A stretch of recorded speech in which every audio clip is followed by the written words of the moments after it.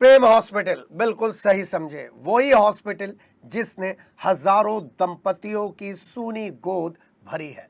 जी हाँ, मेरठ में पहली बार इंट्रोड्यूस करी थी वो टेक्निक जिसके जरिए निराश दंपतियों को उम्मीद की बड़ी किरण नजर आई थी और हजारों लोगों के आंगन में किलकारियां गूंज उठी थी। अब वही प्रेम हॉस्पिटल जो शास्त्री नगर में था अपनी दूसरी ब्रांच को लेकर दिल्ली रोड पर पहुंच गया है, शॉपरिक्स मॉल के पास। और दिन मुकर्रर हुआ था रविवार का शुभारंभ के लिए, उद्घाटन के लिए। और उद्घाटन करने पहुंचे थे सांसद अरुण गोविल, सांसद डॉक्टर महेश शर्मा, राज्य मंत्री डॉक्टर सोमेंद्र तोमर। तीनों ने संयुक्त रूप से प्रेम हॉस्पिटल की नई ब्रांच का उद्घाटन किया। और मुख्य अतिथि डॉक्टर महेश शर्मा ने कहा कि प्रेम हॉस्पिटल का मुख्य उद्देश्य हर तबके को उचित चिकित्सा का लाभ प्रदान कराना है मेरठ में। वहीं मंत्री सोमेंद्र तोमर ने कहा कि प्रेम हॉस्पिटल अत्याधुनिक बुनियादी ढांचा है जो मरीजों को एक ही छत के नीचे हर सुविधा उपलब्ध कराएगा। मेरठ के मेडिकल फील्ड में अब देश भर के लोग मेडिकल का लाभ लेने के लिए, चिकित्सा का लाभ लेने के लिए आते हैं क्योंकि मेडिकल हब बन चुका है मेरठ। ऐसे में प्रेम हॉस्पिटल में आने वाले मरीजों के लिए एक ऐसी सुविधा उपलब्ध कराई जाएगी जिसके लिए उन्हें बार बार कहीं और जाने की आवश्यकता नहीं है। मेरठ में ही हर सुविधा एक छत के नीचे। प्रेम हॉस्पिटल के निदेशक डॉक्टर अनुज शर्मा ने बताया कि प्रेम हॉस्पिटल की शुरुआत करीब 2 दशक पहले एल ब्लॉक शास्त्री नगर मेरठ में हुई थी, जहां पर बड़ी संख्या में आईवीएफ की मदद से सैकड़ों परिवारों में खुशी की किलकारी गूंजायमान हुई थी। इसी सफलता को देखते हुए हॉस्पिटल में बढ़ने वाले मरीजों को ध्यान में रखते हुए अब और भी आधुनिक तकनीकों के द्वारा, सुविधाओं के द्वारा 24 घंटे का एक मेडिकल स्ट्रक्चर लेकर शुरुआत की है एक नए परिसर की। और कार्यक्रम में मेरठ मंडल के अपर कमिश्नर अमित कुमार सिंह भी पहुंचे थे। NCRIMS के चेयरमैन डॉक्टर OP अग्रवाल भी विशिष्ट अतिथि के रूप में शामिल हुए थे। तो Prem hospital modular test tube baby centre के निदेशक का डॉक्टर आरती शर्मा का कहना था, हॉस्पिटल का मिशन अब कोई भी गोद नहीं रहेगी सूनी, एक नए रूप में मेरठ में आगे बढ़ने जा रहा है, जिसका उद्देश्य संतानों से वंचित दंपति के जीवन में IVF की आधुनिक तकनीक के द्वारा इलाज देकर खुशियां लाना है। उनकी पूरी टीम अब और भी अच्छी टेक्निक के साथ, उस टेक्निक के साथ, समर्पित भाव के साथ इस हॉस्पिटल में उपलब्ध रहेगी। नए परिसर में NICU, बाल चिकित्सा, pathology, plastic surgery, radiology, urology, laparoscopy, cancer surgery जैसे बीमारियों के लिए अत्याधुनिक उपकरण उपलब्ध हैं, चिकित्सा पद्धति उपलब्ध है। और वहीं पर डॉक्टरों की भी टीम उपलब्ध है जो विश्व स्तरीय इलाज उपलब्ध कराएगी।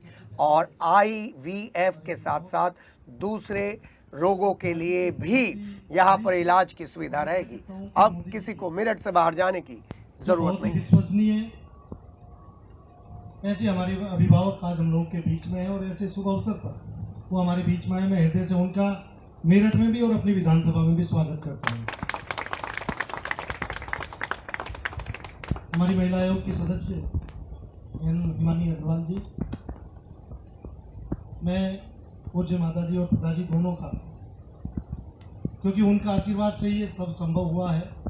डॉक्टर अनुज जी, आरती जी, हमारे क्षेत्रीय महामंत्री आदरणीय जयकरण जी भाई साहब, आदरणीय पचौरी जी भाई साहब, हमारे पिछड़ा मोर्चे के अध्यक्ष भाई आयुष जी, राहुल जी, सभी शहर के सम्मानित लोग जो यहाँ पर उपस्थित हैं, हमारे सम्मानित पत्रकार बंधु।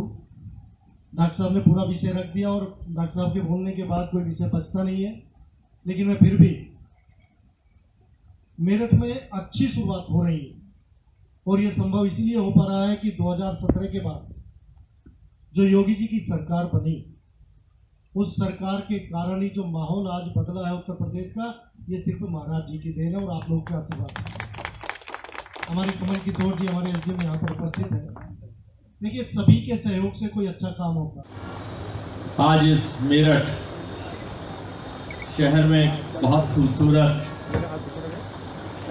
और पूरी तरह इक्विप्ड हॉस्पिटल, जो एज ए चिकित्सक के नाते मैं कह सकता हूं कि अपने आप में एक संपूर्ण हॉस्पिटल है, और किसी भी अंतर्राष्ट्रीय स्तर की सुविधाओं से युक्त है, क्योंकि आने से पहले मैंने और मेरे छोटे भाई सुमित तोमर जी, जो उम्र में तो मुझसे छोटे हैं लेकिन संस्कारों में मुझसे बड़े हैं, राष्ट्रीय स्वयंसेवक संघ, अखिल भारतीय विद्यार्थी परिषद और उसके बाद उत्तर प्रदेश सरकार में मंत्री, योगी जी और मोदी जी की कैबिनेट के एक महत्वपूर्ण अंग हैं, आज हमारे बीच में हैं।